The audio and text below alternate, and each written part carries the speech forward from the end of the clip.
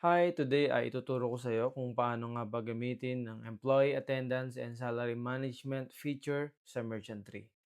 Ang Employee Attendance and Salary feature ay isang feature sa Merchantry para ma-record ang employee profiles, matrack ang attendance at working hours, at makalculate mo ang salary based sa kanilang attendance. So, gawa tayo ng senaryo sa one cafe, mahalaga na matrack ang oras ng trabaho ng bawat employee at maayos ang pag-compute ng kanilang salary. May dalawang employees na kailangan i-track si Juan. Una ay si Lara, 8 a.m. to 5 p.m. Si Jake naman ay 9 a.m. to 6 p.m. So tara, let's start! Okay, punta muna tayo dito sa employees, tapos employees. So dito tayo gagawa ng profile ni employee. So, ginagamit natin to para i-record natin yung information niya. At gamitin natin to mamaya para sa attendance tracking. Okay? So, first name lagay natin dito. Lara Santos. Contact number 75123456 Email lara@sample.com.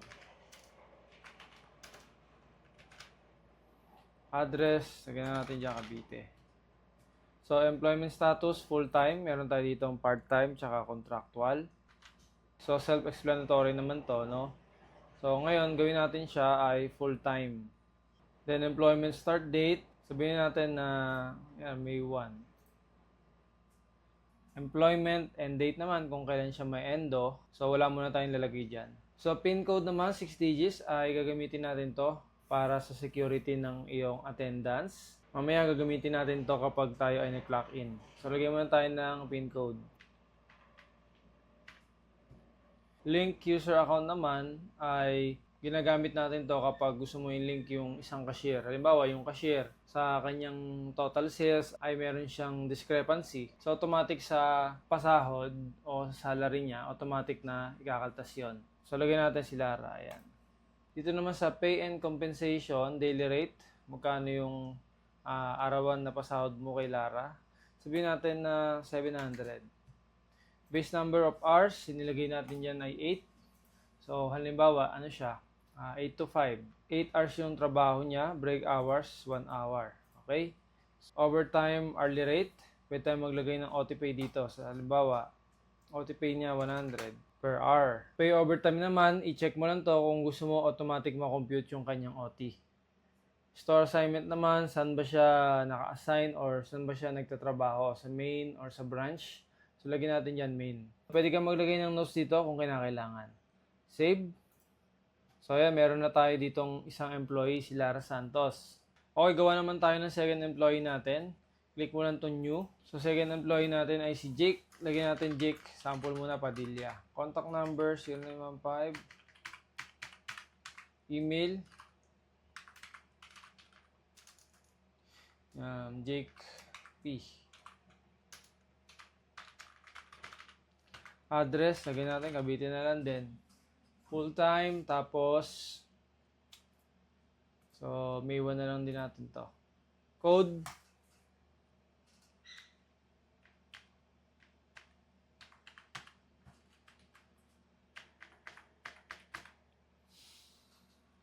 Link user account.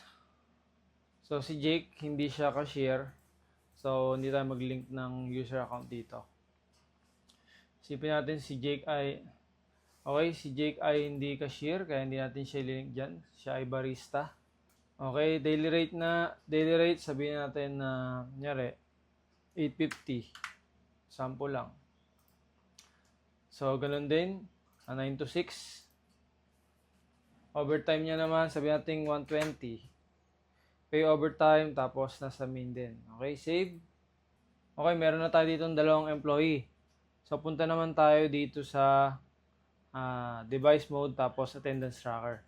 So, dito sa attendance tracker naman, ginagamit naman natin to para ma-monitor at ma-track natin yung kanilang attendance. So, gamit yung attendance tracker, makikita natin kung sino yung mga naka-clock in, pati yung mga late and absences niya. Makita natin. Okay, may dalawang way para makapag-clock in sila sa attendance tracker. Una ay doon sa mismong POS tablet nila or POS device nila. Pangalawa naman ay magkaroon tayo ng dedicated device. Para lang talaga to sa attendance. So, katulad ng laptop, ng cellphone, ng tablet, or ng PC. Ngayon, maganda yung ganung setup para sa mga maraming empleyado. So, yung isa naman, kung yung POS tablet mo yung gagamitin, o yung POS tablet ng cashier ang gagamitin, maganda yon para sa mga konti lang na employee, katulad ng mga 1 to 3 employees. Maganda yung yun yung gagamitin. Okay? So ngayon, pares nating paganahin yung dalawang ways kung paano mag-attendance tracker. Okay, gawin natin yung una. Una ay dun sa POS tablet ni Lara. From admin ay ilalagin natin doon sa tablet niya. Then mag-storefront mode tayo. Sige, pakita ko sa iyo. Okay guys, nagbukas ako dito ng dalawang Chrome. Pares yan admin. So imagine mo, dalawang tablet yan. Yung isa, sa tablet mo sa bahay, as business owner. Ito namang isa ay tablet nung cashier o yung POS nyo. So, ang gagawin natin, ilagin mo parehas yung admin. Tapos, dito sa POS tablet ng cashier mo o ng store mo, punta ka sa device mode, tapos storefront mode. So, ang gagawin natin, ilalagin natin yung account ni Lara. So, piliin mo yung store, tapos enable mo yan. So, ngayon, piliin natin si Lara. Okay. So, purpose nito, kaya ako nilagin siya sa storefront mode, hindi direct, para lumabas tong attendance. So, kapag nilagin yung account ni Lara directly dun sa app, wala nito. So, for security purpose natin, hindi madaya yung attendance mo. Okay, syempre, halimbawa si Lara, pumunta sa bahay nila, doon nag-attendance. So, hindi niya magagawa yon kasi doon lang sa POS tablet pwede. Kailangan ng storefront mode. Okay? So, gawin natin, click mo tong attendance. So, dito sa attendance tracker, dito sila magka-clock in. So, pwede mo rin yan i-full screen dun sa tablet nila. Pero ngayon, gawin natin, magka-clock in ako si Jake Padilla. Okay? Clock in. Lalabas tong camera.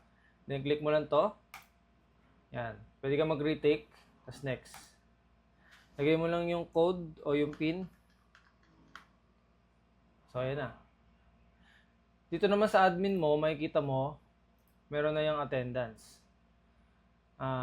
Sales, employees, tapos attendances. Okay, yan. Gumagana na si Jake Padilla. Then, makikita mo dito sa attendance tracker mo, device mode, attendance tracker. So, yan. Makita mo, uy, si Jake Padilla, ayun, nag-clock in na pala. Okay? So, halimbawa naman, si Jake ay magka-clock out na. So, out na ako, clock out. So, lalabas ulit ito. Then, picture. Next. Code. So, yan na. Makikita mo dito, pag ni-refresh mo yan, okay na, clock out na. So, makikita mo dito sa attendance niya, attendances, yan. I-ano ko lang, full screen muna natin to. So, makikita mo, ito lang yung ang kanyang total hours. So, makikita mo ngayon dito sa attendances yung record ng mga employee mo. Okay, so yan, nag-clock in siya sa main, nag-clock out. Then, ito yung total hours niya. Total pay 0.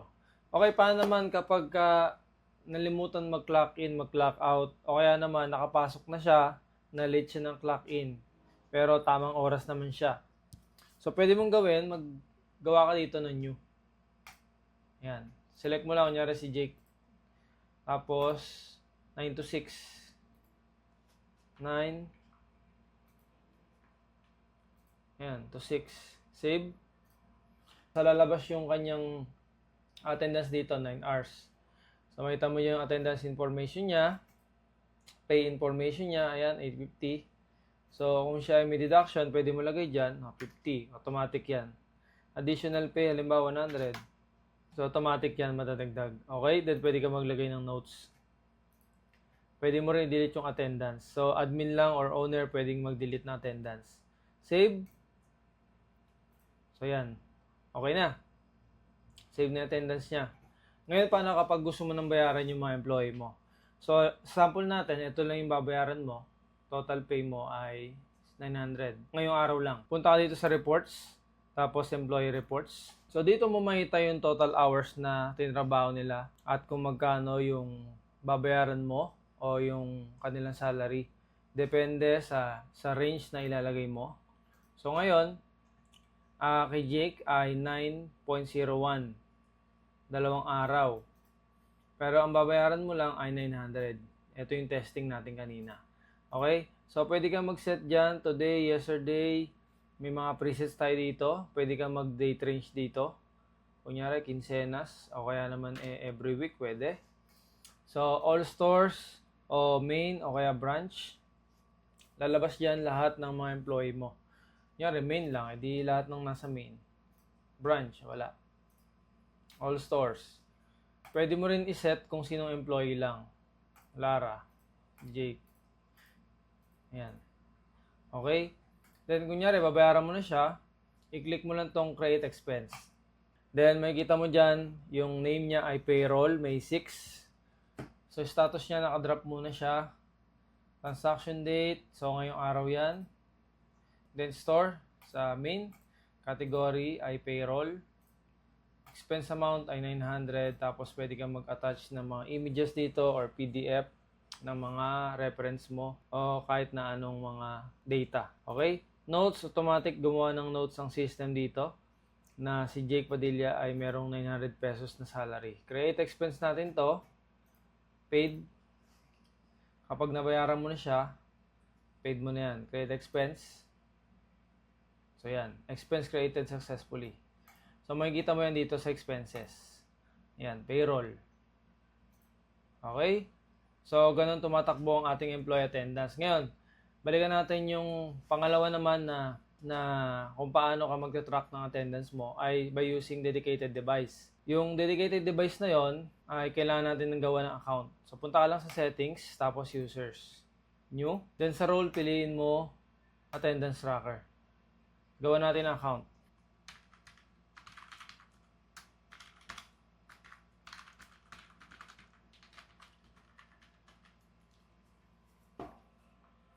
Then, lagay natin dito, store access niya, 2. Okay? Save. So, ayan na. attendance1@sample.com. Ito yung attendance tracker natin. Ngayon, ilagin natin siya. Doon sa dedicated device. Okay guys, halimbawa, ito yung dedicated device mo. Okay, login natin yon.